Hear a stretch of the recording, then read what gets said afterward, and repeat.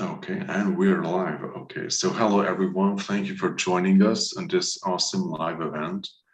I will have to mute my sound here on YouTube. Okay, so hello everyone. And first up, I want to thank everyone who has joined our community in the past 2 years. On the weekend, we hit not 1,000, but 10,000 subscribers.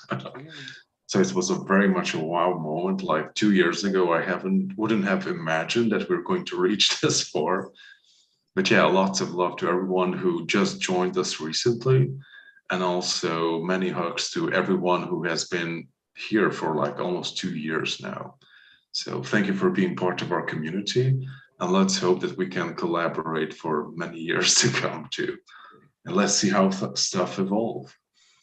Yeah, like, and also regarding to that, yeah, like we just launched our Patreon community like 2 months ago almost, where we have different types of group activities of learning and sharing stuff. This Friday, we're going to have, what are we going to have? A group meditation where we are going to learn how to heal and ourselves and others too. And next week, probably we're going to have a live channeling session where I'm going to bring through my guides and you can ask them questions and during a live transmission. Cool. But today we're going to talk about past lives on Earth and in other star systems as well. Like, I hope everyone can hear me. You can hear me, I suppose. Okay. All right. Yeah, like we're going to talk about past lives and what effect they have on this life. Like, how can we connect with them and what value they can provide us here and now. And I'm also going to welcome High Vibrations once more. Thank you for joining us. Hello. Thank you. Yeah, and also, do you have anything to share before the topic, or do you want to go directly into the? Just real quickly, I would like to also to remind everyone that we do Zoom meetings for free every Tuesday at 12 p.m. this time, 12 p.m. Pacific Standard Time, 3 p.m. Eastern Standard Time. And if you just link to my channel, I'll comment. You can click on my avatar. It takes you to my channel, and I always put up a short just before our meetings. We have them every Tuesday, and it's been working out. We've been doing Sundays also. So you're welcome to join it. It's not going to be recorded or broadcast anywhere. Okay, so yeah, like we could start with the topic. Also, thank you. Thank you for the announcement. Yeah, like I'm just going to paint like a very broad picture of the whole topic, and then let's go into more details. Like everyone, if you have questions or you want to share something, you can do it in the chat box below. And if you're watching the replay, then you can put it in the comment section, and we're going to do our best to respond to your questions. Okay. So, okay, I think like in Western society, this whole past lives and incarnation stuff kind of came through in the 60s, mostly when like people started to explore spirituality during the hippie movement. Right. That's when it mostly came in, although I think we already had it during, when was that? And in the Victorian period, when all the Theosophical Society, I probably also talked about it. But mainly we got to know about it during the 60s, mainly from Asia. Like, I think we have it from India mostly, but Buddhism and all the Eastern cultures very much know about this stuff. And we didn't, like, we had this strange notion that we only live once here on Earth, and in the whole universe, there is this only one Earth and we only live once. But yeah, like we know a bit more about the whole stuff, how it works, and like we know that we have lots of lives here on Earth. And I think in the last century, people kind of explored this, like, okay, like I lived 100 years ago, maybe in a Victorian period, or I know, like I lived through the Crusades or the World War or stuff like that. But after, I think it was during the 90s or a bit later, when we started to expand and like recognize that we didn't have only past lives linearly going back, but we also have it in other timelines. Like people remember future timelines. Like that's strange. And also the really trippy stuff was, I think like Dolores Cannon was the one who really like publicized this thing that she did hypnotic regression on people, and they were going back to past lives on other worlds, on other star systems, and culture that were like completely foreign or unknown to us. Yeah. And that's kind of when we started to expand more that, oh, like, so we didn't only live here on planet Earth. We have all these connections to other star systems as well, where exactly in the same way as here, we live through their history as well, many times. And we bring in all that knowledge. And yeah, like, I think we all of us have these connections. Like, even people who are not spiritually aware, to some degree, everyone has it. They are just not aware of it, in my opinion. Like, also, as with our genetics, like, we carry so much ET-DNA in our cells, in our DNA, basically, and it's in everyone. Like, everyone has it. They just don't activate it, or they're just not exploring that part of their lives now, basically. Or at least that's how I see it. Yeah, and then also that those people, a lot of them, it's just that they haven't been activated yet too. You know, it's not a bad choice. You're not doing anything wrong. You know, like, we all have different timeline on our evolution here at this, in this particular lifetime, and it's lined up as a symphony. It's done perfectly. Would you want, did I interrupt you? I'm sorry. No. I just wanted to pin a comment that if anyone has any questions, then please let us know and write in the chat box. Okay. And also, hello, Donna. Hello, everyone. Yeah, Doreen, Carmen, Lila, Laura, thank you for joining us and writing in the chat box. Yeah, like, do you want to explore it further? Yeah. Okay, please do. I would love to. So I love how you brought out the history of it, you know, and not forgetting Egypt also, where in the Egyptian culture, it was very aware. They were very advanced in understanding that also. And it fell away and turned into a royalty line instead of what perhaps it could have been otherwise. So on the other side of the token, we have, and this is what it looks like in the spiritual world, is that in the astral light of it all, is when you return to source, you return to this beautiful ball of light that is all love. And in that, source decided to experience. And in order to do that, source had to fragment off. And then those fragments fragmented off, and those fragments, and so on and so forth. And each of these fragments are that's the flicker of light. That's the star seed that's inside each of our hearts. That's that fragment. And so each one of us have had experience of everyone else too. And that's what where past life stuff gets kind of a little bit confusing, is that, for instance, there's an example that you hear a lot of, how many people have possibly been reincarnated from Jesus? Because there are a lot of individuals who say, I'm reincarnated from Jesus. And so some of those individuals truly were, because that soul fractal fragmented enough times. But then also in the Akashic record of all of us, because we all go back to source, technically we have all experienced every lifetime. And so when we go into these understandings of these past lives, a lot of times it can be difficult to really pinpoint if that was, you know what I mean? Does that make sense? Did I explain that well enough to that? Yeah, like, this is something I don't understand either. Like, when people are talking about it, I was this person through history, and other people say I was that too.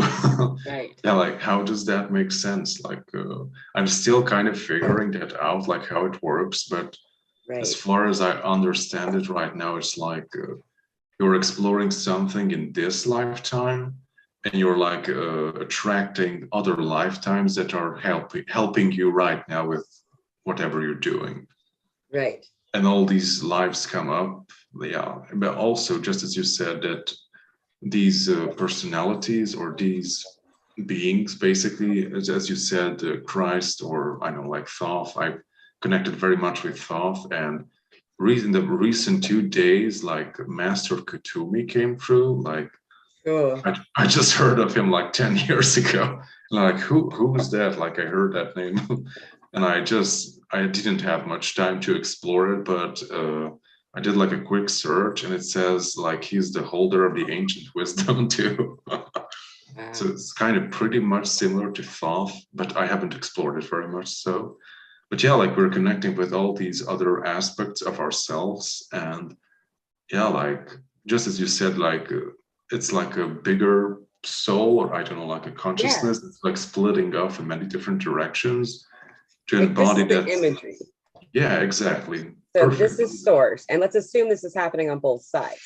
And like, so each one turns to, then separates to two more and two more and two, and, I was using a really bad marker, but you see in that how it, so, but the thing is each one of us also experienced here, and we've all experienced here, and we experienced both here, like all of these, because we are all connected directly.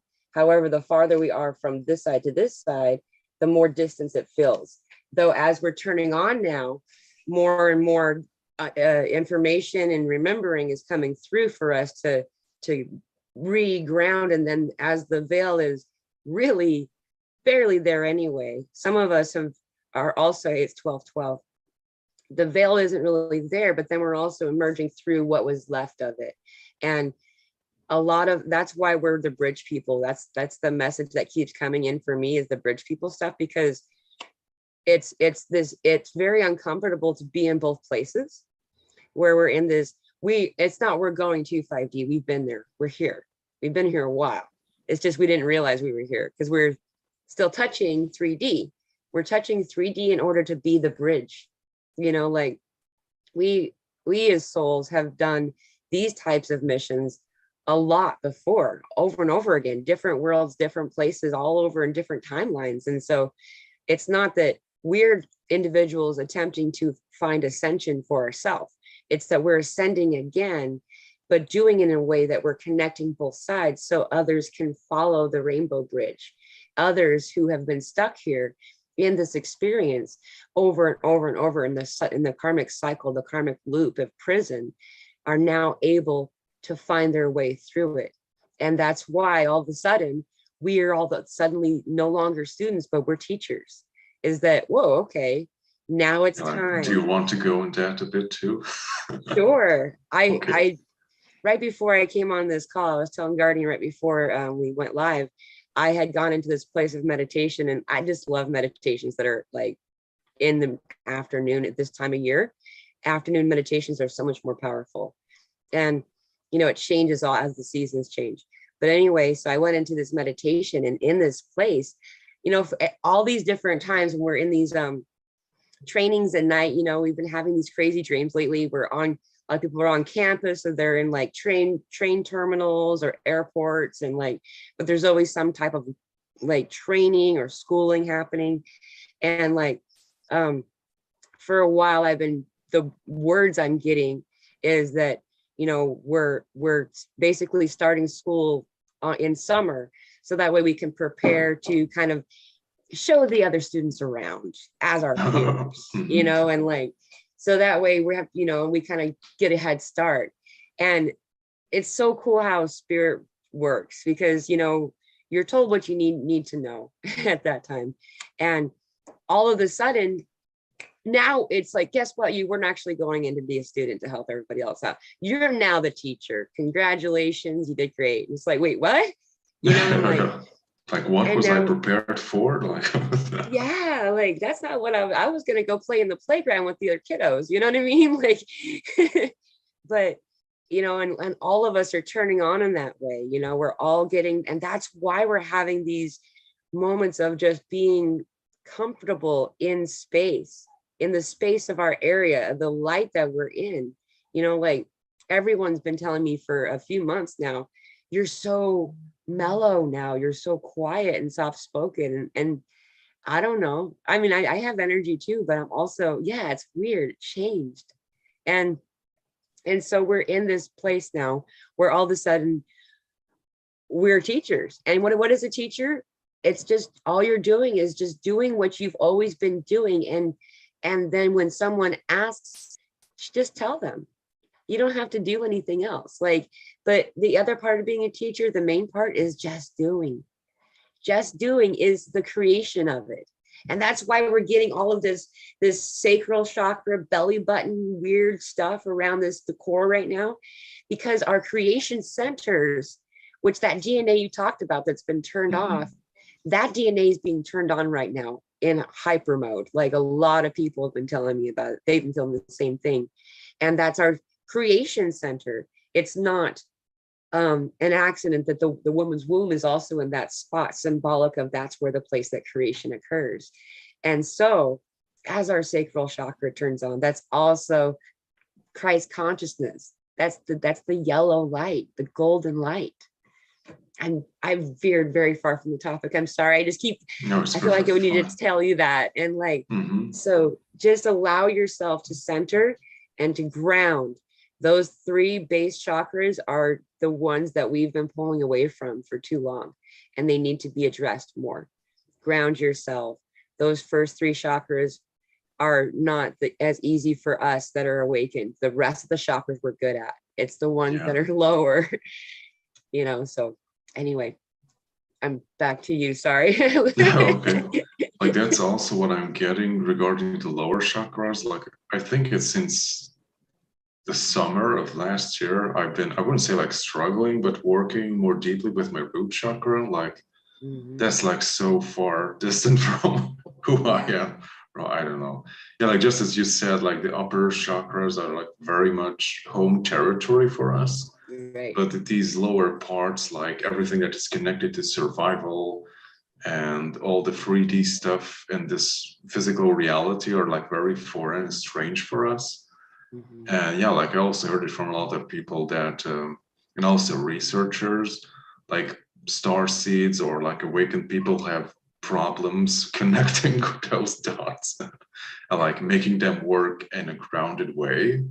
But yeah, in order to ascend and to reach a new level, you need all of it. Like you have to become like this holistic being that functions in a balanced way. So if we're only concentrating on the, I don't know, like heart center and above, then that's just half of the whole thing. Like you're a physical being too, and you need the lower stuff too.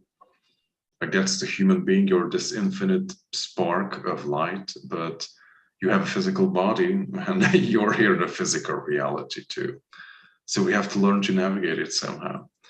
Okay, so Saba Safari just stated, I can't tell the difference between past and future lives. My own past life or other people's past lives anymore. So lives anymore, sorry. It's so complicated. Yeah, like that's also we've been talking about, like you have future timelines or future lives that you're remembering from that perspective in the past. So yeah, like that's super mind-bending to, I know, like a very 3D mind-based person. Yeah, because time is looked at in that linear fashion uniquely in this experience. Everywhere else, it's more of like, in some places it looks different than a circle, but the true form of time is simply a circle, and you stand in the middle and you can touch any point at any time that you'd like. And so, for instance, my most current, well, almost the one before, the second to last time, so whatever, if you try to do this timeline thing, is that it was like 2,000 years ago was my lifetime, like, and like, then I decided to jet back and do this part, because it's time now. And like, but that's something else too, is that up there in that time had to change in a certain way before this could happen, and so like, but it's all just, time is just a bunch of beads in a bowl, and instead of like for instance, the April 15th is a significant date. That's all, like, for instance, another example, December 21st. We think about these different dates. Those dates have always had some type of important power and significance in them. However, we look at that date as a speck, as this microscopic space compared to what's important about it. What's important about it is the culmination of that peak moment. And so instead of looking at time as Monday, Tuesday, Wednesday, Thursday, Time is looked at as a phase, and that is the peak of it. And then those who are trying to keep us grounded into a lower dimensional frequency hijack those dates and put something on them. Like if you look through what happened on this date, April 15th, throughout our written history, atrocity after atrocity occurred on that day. That was the day that Lincoln was also assassinated, as well as JFK, I believe. I think it was the same day for both of them. I might be wrong about JFK, but the point is, and then in America, that's tax day. That's the day everybody has to be stressed out and pay off their taxes and like everything, you know, and like, and the same thing for Christmas. Christmas, the greed of the commercialization of Christmas takes away from the beautiful energy of the 21st of December, and so on and so forth. Anyway, so as you look at these phases of time rather than moments of time, you can see that in this phase of time exists 5 different lifetimes of time, because it looks like this, but it's like 4 triangles in a triangle. Does that make sense? I don't know if I'm making any sense. It's visual right now. I'm getting a lot of input and it's all visual. And I'm like, so like this peak moment is what we look at, but that had to happen 2,000 years ago. This had to happen 5,000 years ago. This had to happen yesterday in order to make this phase of time exist. Yeah, I do understand it. Like that's also what I'm getting, like what I was experiencing in the past 2 years. Like all these lifetimes were coming back, and during it started to come back, I didn't really understand like their purpose or anything. But like last year, it really started to like come together and make sense, and it started to like form a picture. Yeah. Okay, like you live through history, and in each period, like you did something that caused stuff to happen right now. And that's kind of what I was also seeing during many meditations. Like what is unfolding right now has been like set up like thousands of years ago. Yes. Like even before the flood, and like even the flood was like part of the whole plan in a sense, like to clean out all the crap and like try to start like a new timeline or something similar. So what is happening now can actually happen, because like stuff was like so corrupted back then, or at least in the end days of Atlantis, that I think there was like no saving it, or that's kind of what I've seen and felt regarding it. But yeah, like it's so strange, like all the stuff throughout our history were like set up previously, I know, like thousands of years before it actually happened. Yep. And you look back and there was this plan that was like laid out like beat for beat for like all centuries, like this culture needs to be here and it has to do this, and that culture needs to be there and it will be an expert on something else. And everyone is doing their little part in like preserving that knowledge and building sacred structures in a specific pattern to hold the energy, so like later it can expand. Like that's kind of what I've seen today. That I know, like if anyone have seen The Secret of the Pyramids, it's an awesome documentary with sacred sites, but especially the Giza Plateau, like that's super amazing. Like you have to watch that documentary, The Secret of the Pyramids. And yeah, like it addresses all these ancient structures and sites that are built kind of around the equator. Like it's not our equator, but it's the same diameter. It's just like tilted with like 3 degrees or something similar. And like they're forming, I think it's called hypothesis, or what do you call that? Yeah, that's right. Maybe like that was the old equator before the shift happened, before the flood or something similar. And that's kind of how they try to preserve that. Like, okay, like look at this, like this was the equator, but now it's like flipped and stuff happened back then. But also, if you look back to the history, like that during the Ice Age, like that was the region of the Earth which was habitable, basically, because the rest of it was too cold. Right.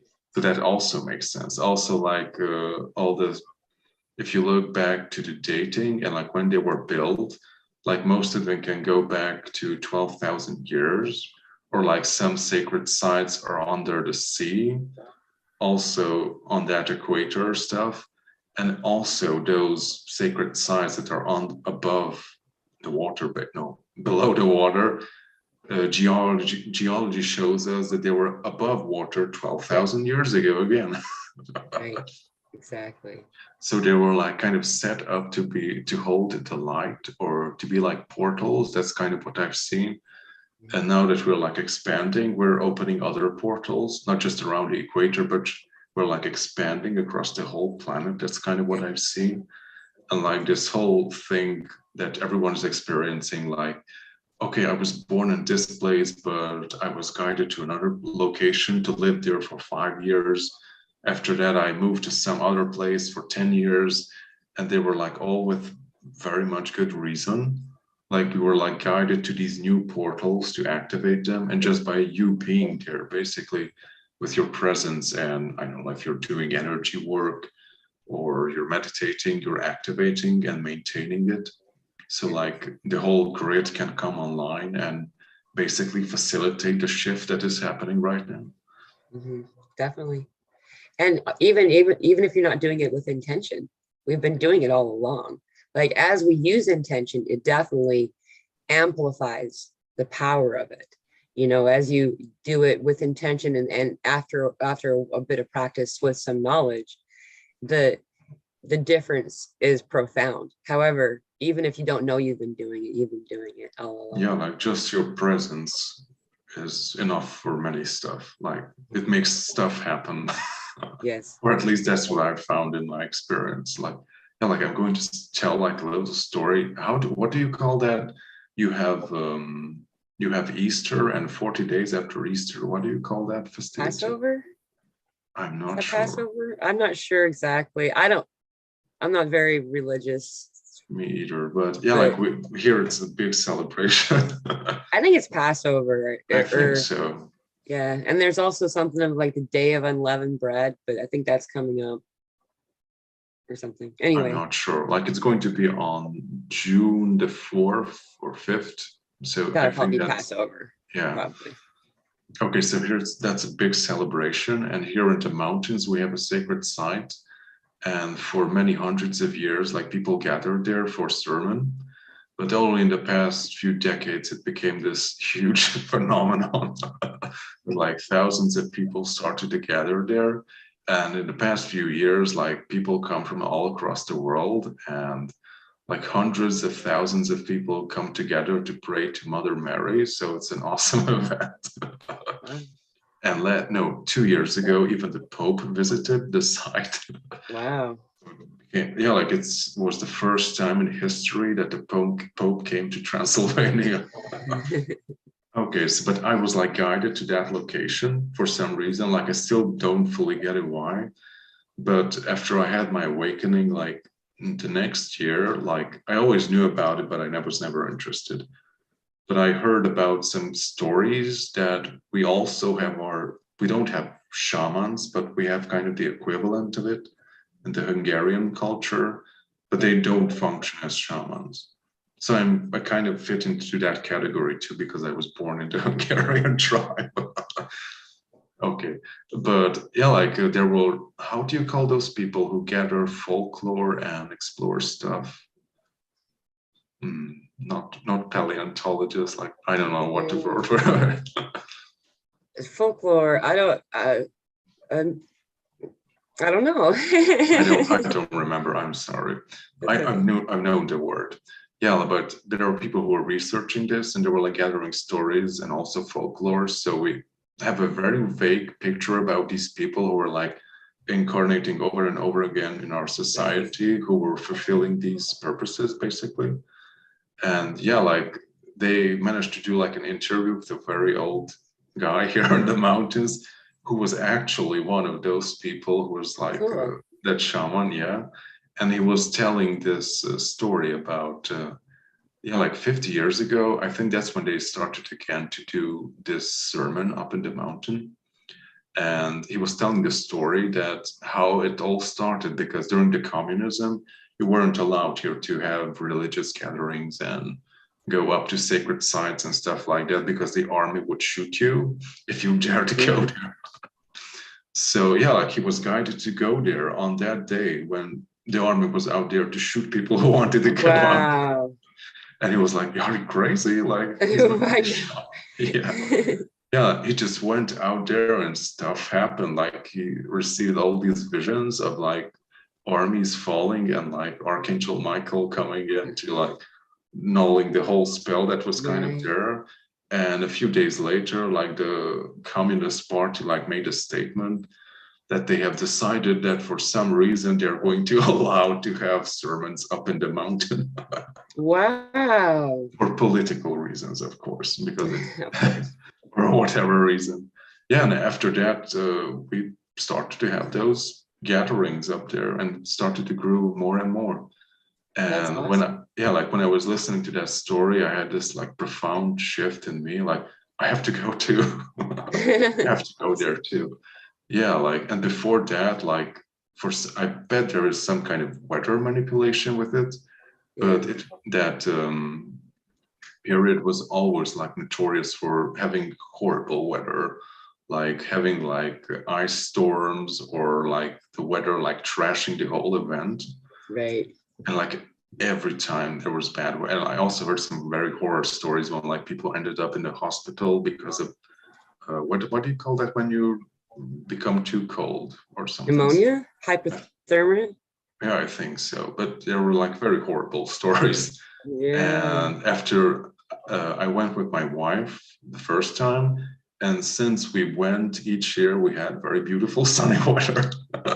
Wow. That's awesome. That's Yeah, cool. like I probably it's not just like our presence, but I don't know. It bet it had some kind of effect. Like I always do some kind of grid work during that period, so maybe it Yeah. stabilizes all the naughty interference in the weather. Yeah. I think that's really, oh, by the way, the word is anthropologist. Yes, exactly. Thank you. Someone said it. I lost the track of the someone's, Thank yeah, you. it was Pleiadian dreams. Thank you. Thank you, Palladian Dreams. I've heard of that, and I've also had moments where people have accused me of that too, where because I'm always at where I'm at. You don't ever see what things are like when you're not there. You know what I mean? But apparently the weather changes as I'm around. But it could be my kiddo too. Like she's, as we bring these newer energies, these more awakened energies into this world, we're we're we're very quickly becoming archaic. Yeah, like she's going to Yeah, be like the next level of what we are able to do, basically. yeah, definitely. Yeah, like also like I had like another weather phenomenon stuff related to this. Yeah. I think it was like 3 years ago when I turned 30. Like we planned this huge birthday party here, and we planned it in advance, but we had no clue what the weather is going to be like. And all the month it was like very stormy. And a week before the date, I started to do a meditation each day to like stabilize the weather. Cool. But like I had no expectations for it. Like I just tapped into the energies of Mother Earth and like asked her to like iron out stuff and like smooth out stuff in that region. And if it's in alignment, then let's have like a decent weather so we can have a fun celebration. That's awesome. And we were there, so I had no clue like what's happening on other parts of the land. But yeah, like people were coming from far distances, like 100 kilometers, and everyone said like, "Oh, it's such bad weather." But when the last guest arrived, like I told nobody about this, like what I was doing, not even my wife. So Mm. no one knew about it. And when the last guest arrived, and they have no clue that I'm like spiritually oriented or I meditate or whatever, and they were like, I know, not outraged, but they were like, "Oh my God, like what is happening? Like we just were in the last or not in the neighboring village, and there was this huge storm, and as we were like leaving the village here, the sun is shining. Like, what have you done?" I was like, "Whoa, okay." That's awesome. That's really cool. Yeah, That's like really yeah, but I had no expectations for it. I just asked Mother Earth to like smooth out stuff. right. That's fun. You just reminded me of another story, but this is more of a collective group intention. We had at one time I was living in Utah for a period, and the Olympics were supposed to come to Utah. for the Winter Olympics, but there wasn't any snow and everybody was freaking out. And like, but it's a very religious community where the majority of the people who live there pray, whatever, you know, it doesn't matter how a person prays, who they're, you know, it's that they're doing it. Anyway, that winter ended up making the history books. Like it was so much snow that, I mean, like it was way too much. And I kept telling your people, stop praying for snow. You know, it's not. You're overdoing it. Yeah. I mean, like we had like these big walls of snow all up and down the roads because of how much snow we had to move out of the way. And just, it's that we can, as a collective, even if we're not awakened, even if we're not praying for something, you're manifesting that thing. You're creating your experience. Every experience that we have before us is created by us, or we at least agree to the creation of it. And, you know, that's how media and pop culture makes it, are able to choose, assist us to choose certain things that they would want us to do, and making the reality be maybe less pleasant than it actually is. Anyway, yeah, so that stuff really already happens. And then those of us who are aware of our energy in space can create it even in a more profound way. Again, going back to that chakra is being reactivated again. It's just interesting how these conversations always circle back to things. But yeah. And also, like, if you're having this intentional manifestational stuff that you're doing, it's far more potent than just, I don't know, like attracting stuff in your life. Like also what you were telling about praying for snow. yeah, Like it was a collective manifestation, basically. Like everyone's like putting their intention into like bringing about snowy weather, and it worked. Like we should see it more often. And also like the information came through, like I bet like everyone knows about like shamans having a rain dance, or like doing rituals to bring about rain, or like to bring about some kind of shift in the weather. And yeah, like we can do that too, like especially like if people pray with you or amplify your energies. And also like the shaman is like the conductor of this greater energy. Like he knows how to connect to the higher and lower realms and how these stuff work. And like people are putting their intention and energy into him to amplify it, basically. But yeah, just alone you can do a lot too. Right. Especially if you know what you're doing. Right. And just act as if it's so. That's the trick. Like that's how we use faith. Like, you know, there's definitely pieces of the Bible that were edited out for different reasons. Oh yeah, we don't want to empower people. Yeah, you know, and like there's a story, I don't want to quote it because I suck at that, but you know, like there's a portion in the Bible that does talk about manifestation, and it's when they're talking about you can move mountains. There's stuff moved out of that story. The important in the middle part is gone, and I don't know what that the middle part is. I just know it's missing, you know. And like, but I have a strong understanding that what it is to empower those to know that they can create whatever. They are the creators. You don't have to connect to an intermediary. You don't have to talk to a bishop or a rabbi or a priest or whatever, you know, in between God and you, person you've been taught to assign. You don't have to do that. In fact, we all have a direct line to source, because again, just going back to that weird diagram that I drew, we are source. We started from source, and we're basically an appendage of source. And you know, and as we experience all these things, it goes back to the fact, you know, back to the past lives experiences, that we are everywhere in all things, you know, and many times simultaneously.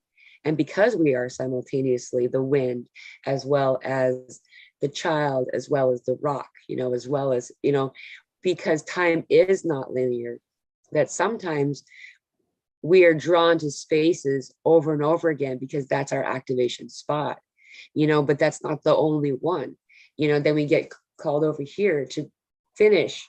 We're adding more to our structure each time that we've come around as different things, as being one of the elementals or whatever it is, you know, and it's all throughout different planetary systems also, you know, and so I I was cautioned that when I started to explore more of my past life stuff, to not own so much of it. Because there is some historical figures that did come through for me that I was like, oh wow, Mhm. I was that, or I was that. And like that's an ego thing that I needed to find a way around, because that's not me. That was an experience that I had with my soul fractal. And when I try to own it and possess it, I'm imprisoning it and I'm keeping it in a space that it can't move on. It needs to move on now. All of it needs to move on, because we're making places, spaces for the light to fill. And so we're sending all of these things out. Even the most amazing things, they're not bad exactly. They're just old energy that needs to move out now. So as I experience these past lives, I need to remember to acknowledge it without judgment and say goodbye to it, release it. It's not just past lives that we're doing that with. We're doing that with other moments and things that are coming through us. But just to remember that, it was really useful for me. It's hard because I am a history buff and I love stories. And I just want to like deep dig into it. I'm like, wow, that's so cool. And what was it like? And of course, when you have moments of like, well, that's what they used to do. And I don't know why I didn't realize that. You didn't know you knew it until you knew it, but then what I'm doing is I'm making it stay here and I'm not letting it move through. So that's the biggest trick to try to figure Yeah, like I out. also like to explore those stuff. Although I think like in this lifetime, we're kind of just like bringing it up and just moving along. Yeah, When you like have a book and you want to read the pages, but you're just flipping the pages very quickly, like exactly. sifting through it very much. Yeah. Where it's Yeah, entertaining and enjoyable to read each page and to sometimes even go back a page and look at it again because that was written so well. And you just no, not anymore. yeah, I just we just don't have any much time for it right now. Yeah. Yeah, like I think I also put it in the chat box. You were mentioning the mustard seed or whatever from the Bible.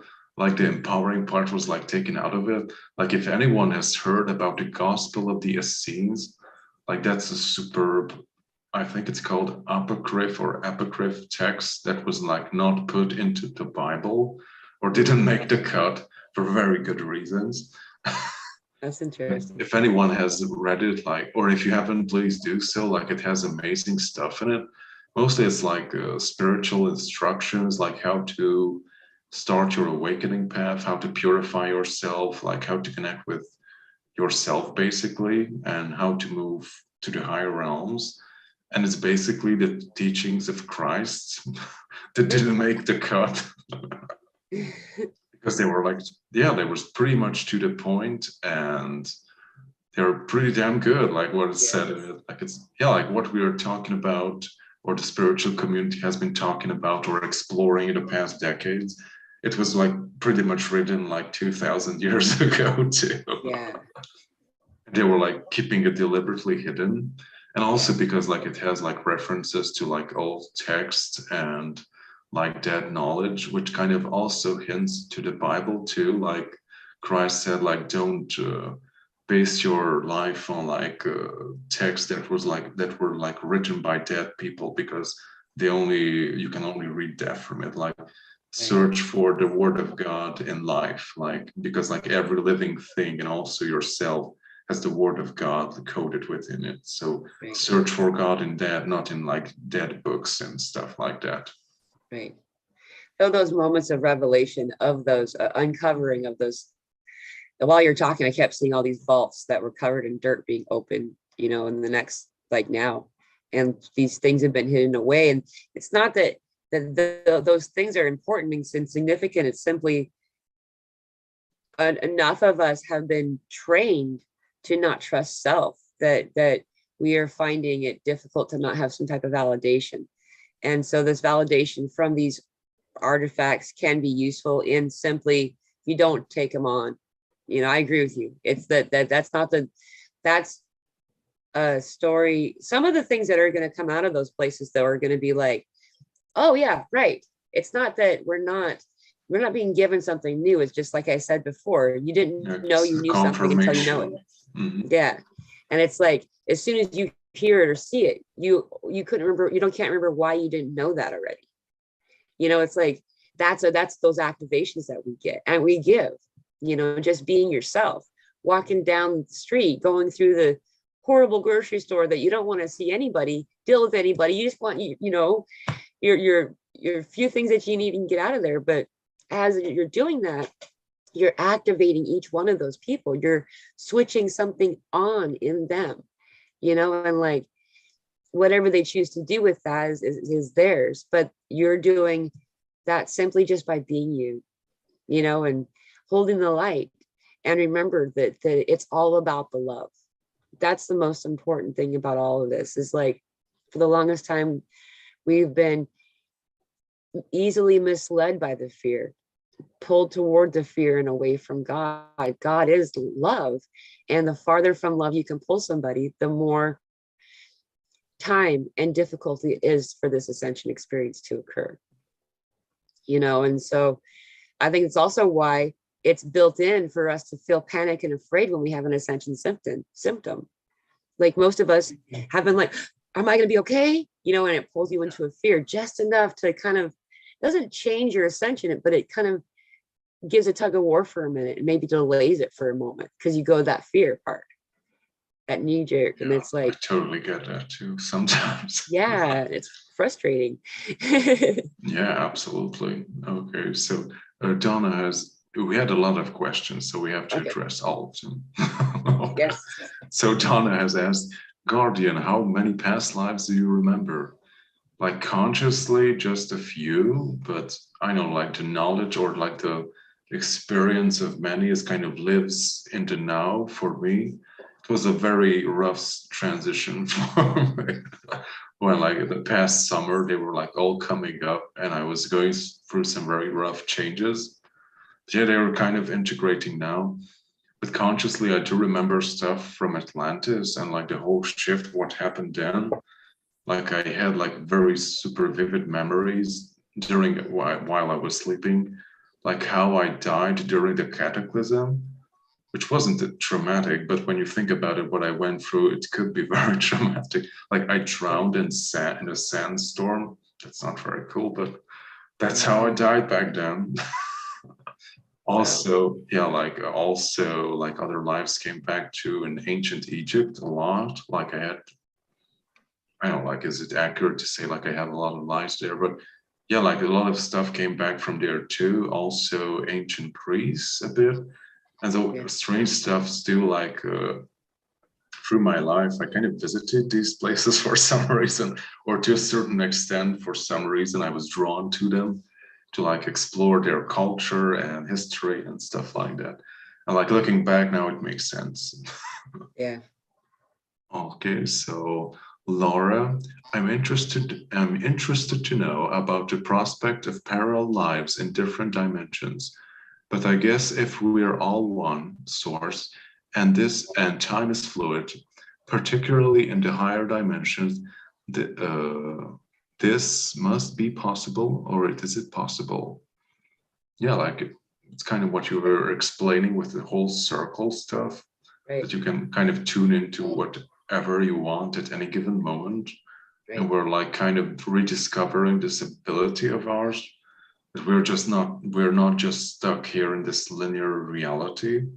Although I think like the most of our attention is here basically, but as we're moving and evolving, we're exploring more of our different aspects basically. Right. And like the weird stuff is, yeah, the weird stuff when you're going to explore that, like that's also in the now when you're seeing or experiencing that. So that's also happening in the now. It's very strange to explain it from our 3D reality, but yeah, time doesn't exist in the higher realms. Right. And some of the times we'll shift back and forth in that timeline. That's why we have these phenomena, like people talk about, I can't remember what it is now, what it's called right now, but it's when people remember something all that differently.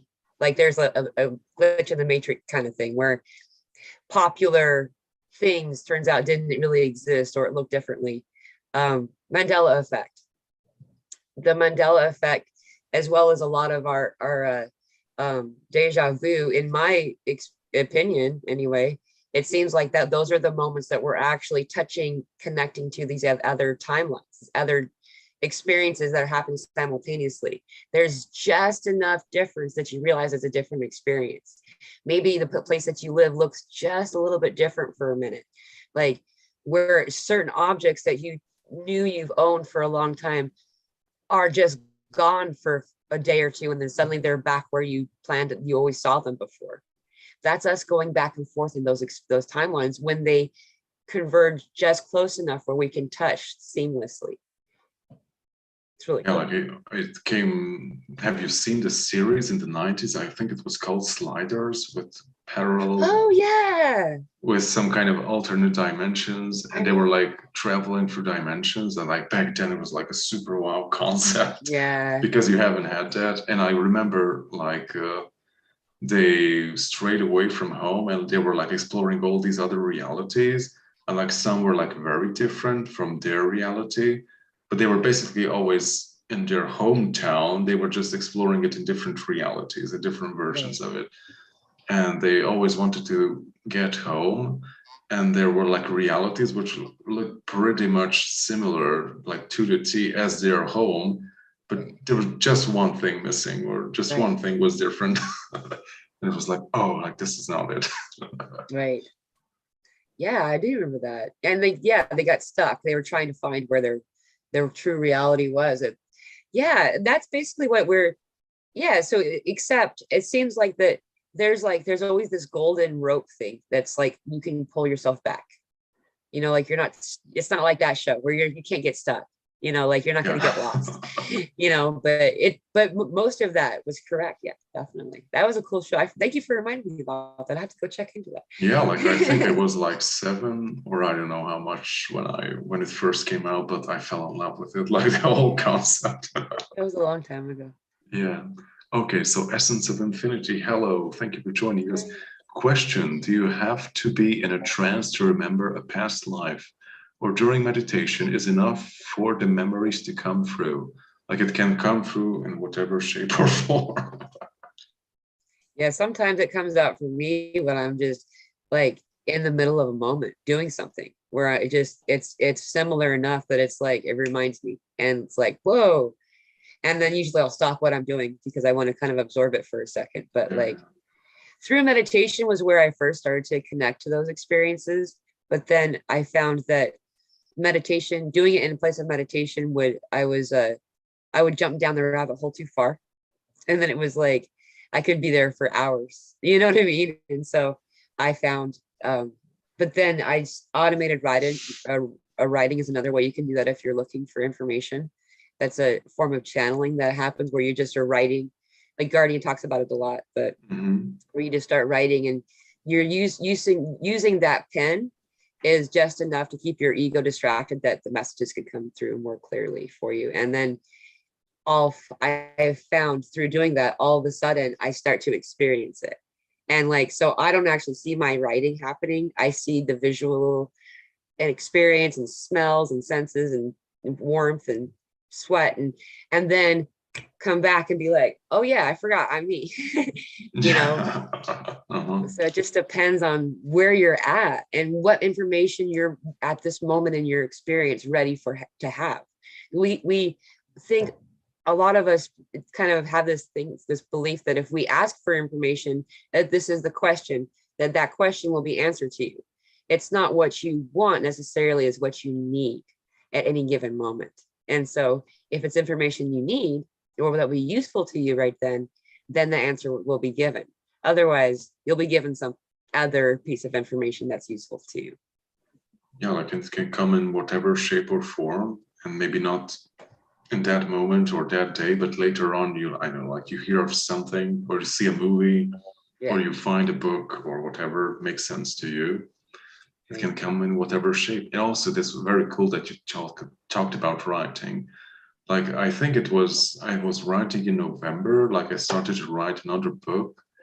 And one of the chapters is like Thoth, like kind of remembering how Atlantis fall and something similar. And it was like so strange. Like I was writing stuff, but I was also like seeing it and like living through it while I was writing, like almost like you know, when you, I don't know, how do you call it? There's some type of therapy, like that you write stuff down, like something happened to you very bad, and like you write it down to like let go of all that stuff that was like inside of you. And it was a very therapeutic writing all that stuff out. And I was like, also at the end, I was like in tears about all like the emotions coming back, like what happened back then.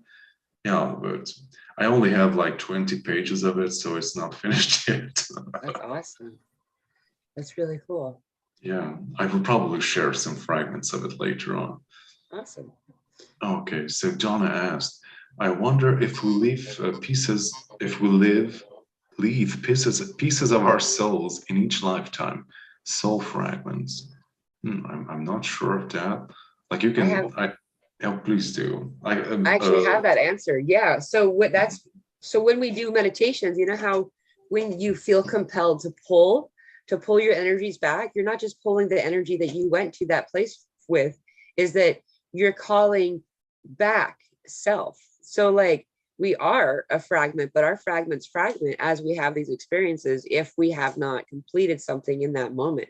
That's why we're doing all this clearing and healing right now. And so I've seen this multiple times, so I feel confident saying, yes, we do. It's just that it's not hard to bring them back. Just asking, just calling them back. Go into a place of meditation, do whatever kind of meditation you want to do. And that, and then when you're done with that meditation period, and you're pulling yourself back to realizing you're sitting or whatever you're doing, then call in all of your fractals. And by doing that, you're putting pieces of puzzles back to you in that way. And so information is contained in those things as well as ability. It's really cool.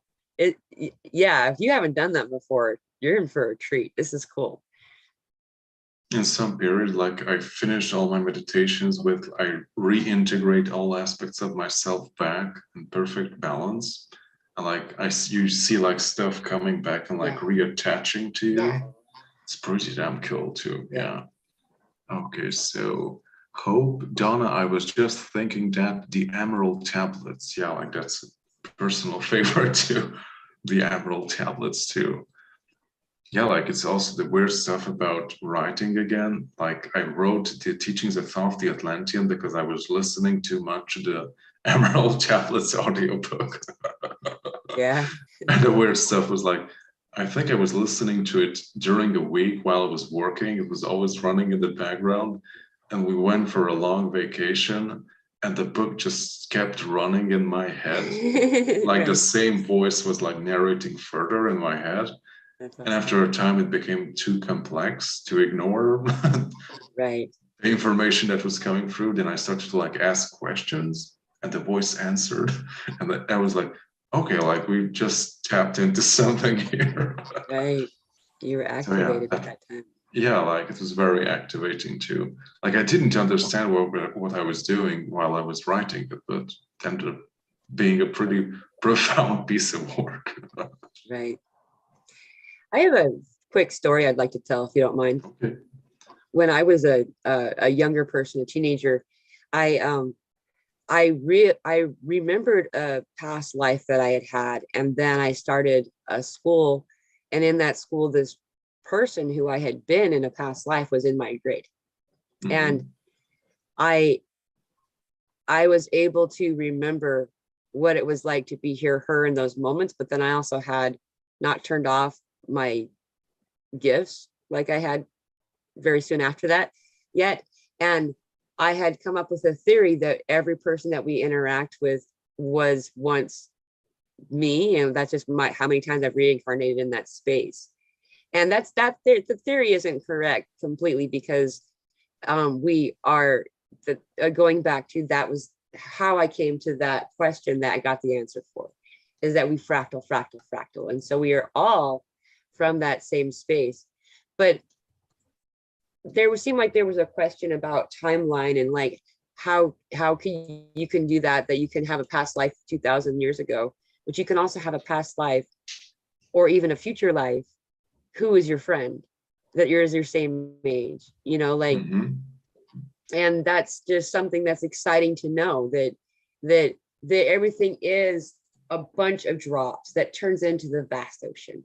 And that's what we are this vast ocean, but we are also the individual drops.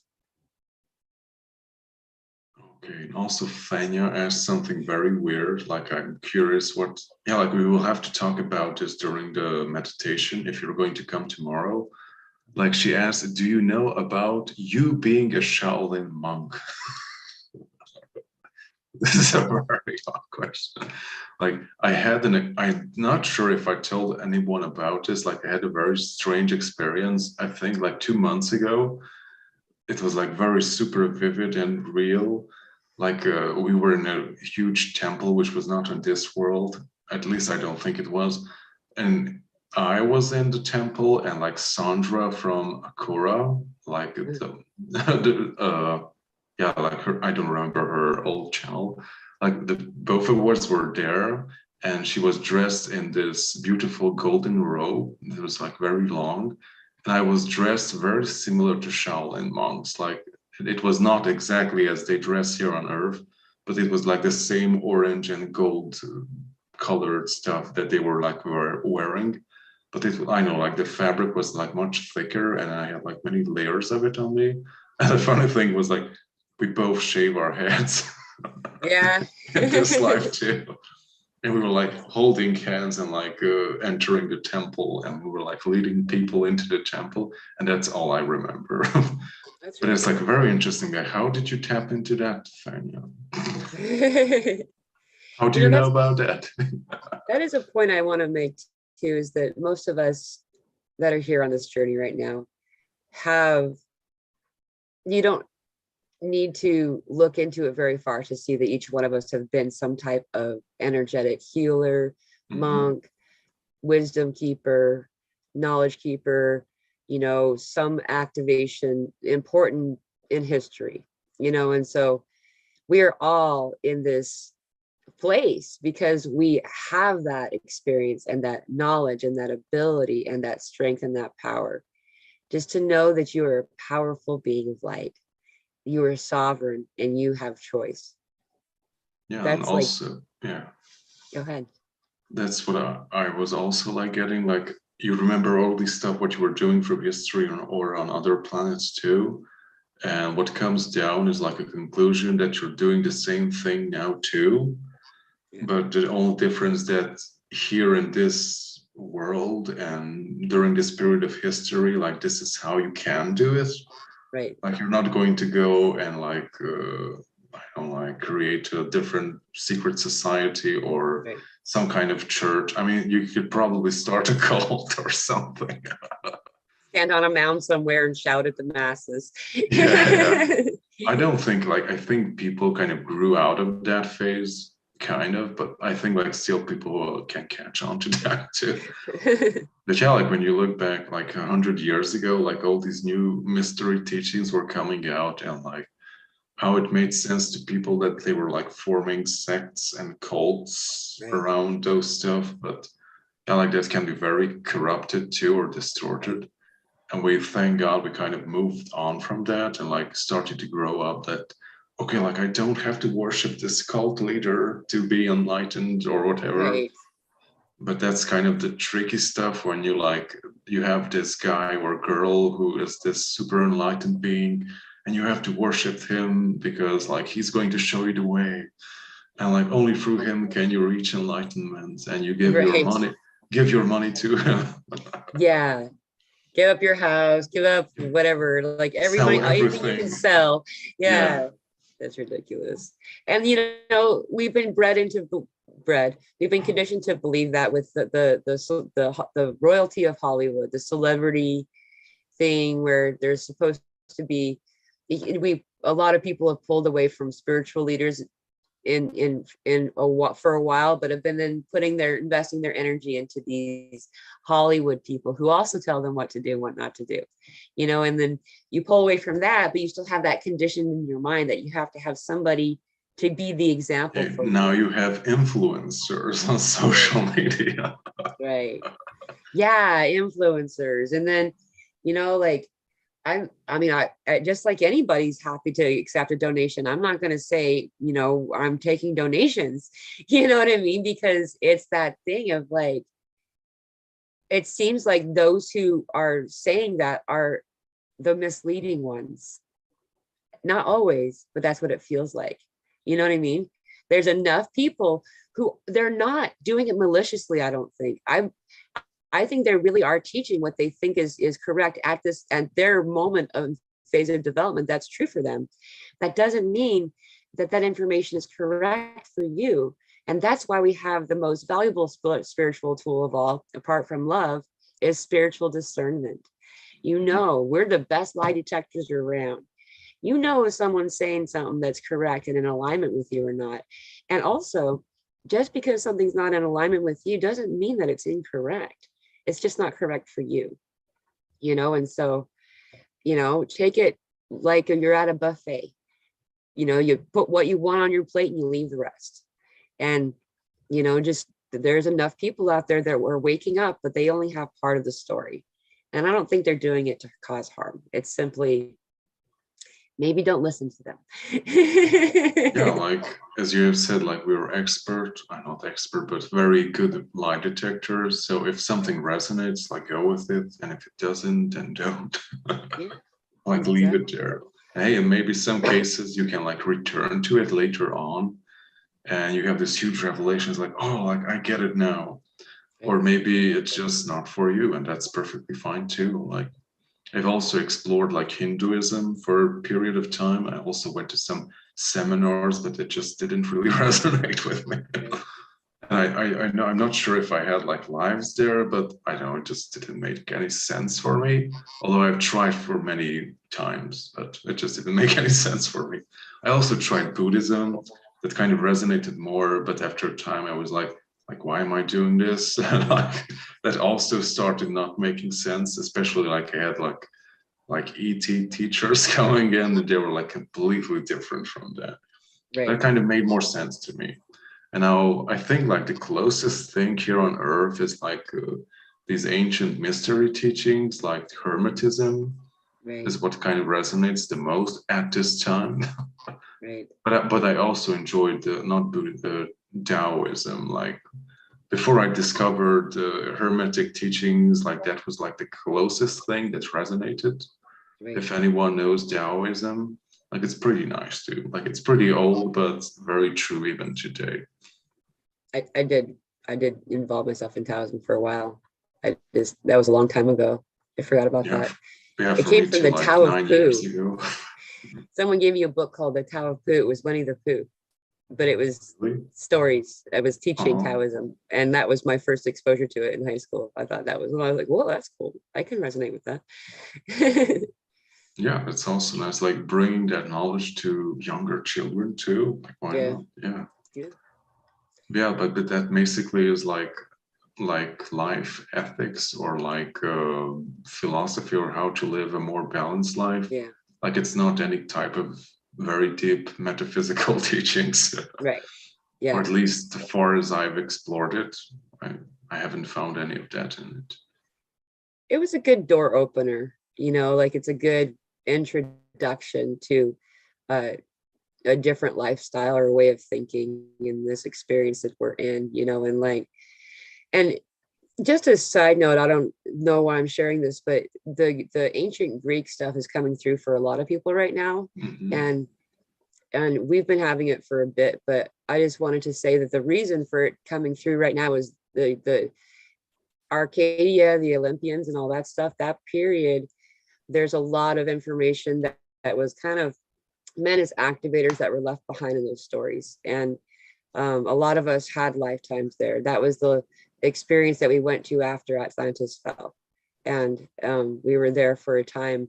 And that was when we were still very very, very tall compared to what our physical forms are now. And so our experiences, as we're connecting back to those, we're finding we're also connecting to those who shared the same lifetime as we did on that time. The fractals are joining again, like in friendship, which is kind of fun to have happen and to be a part of in these Zoom meetings that we do. Just like, oh, okay, you're you're part of me.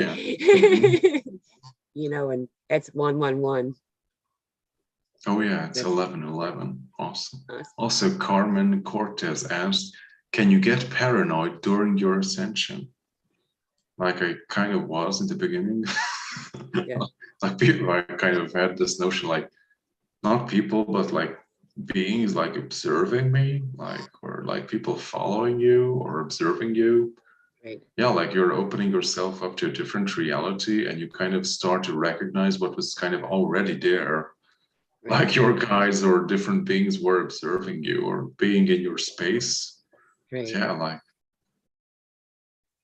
And then to start to see when you are able to, once you start to get to a higher dimensional frequency space, it's that shadow cannot not stand fully before light, right? And so when you're up in a higher frequency, it's easier to see through others' masks, others' deceit of who and what they are. And a lot of times we see shadow looking back at us, and it can be alarming experience, but it's not that those are technically bad and things. Just send love to it. And when you do send love to it, that individual will let go of the shadow, and then the shadow will flee, or they'll both flee together, and that's something that's been occurring for people too.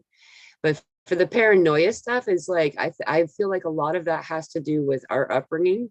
And I think all of us were conditioned in that way, in some way, to feel like if we exposed this information to others, that we would be falsely judged and perhaps even locked up as someone who's emotionally unstable or something. And not just from this lifetime.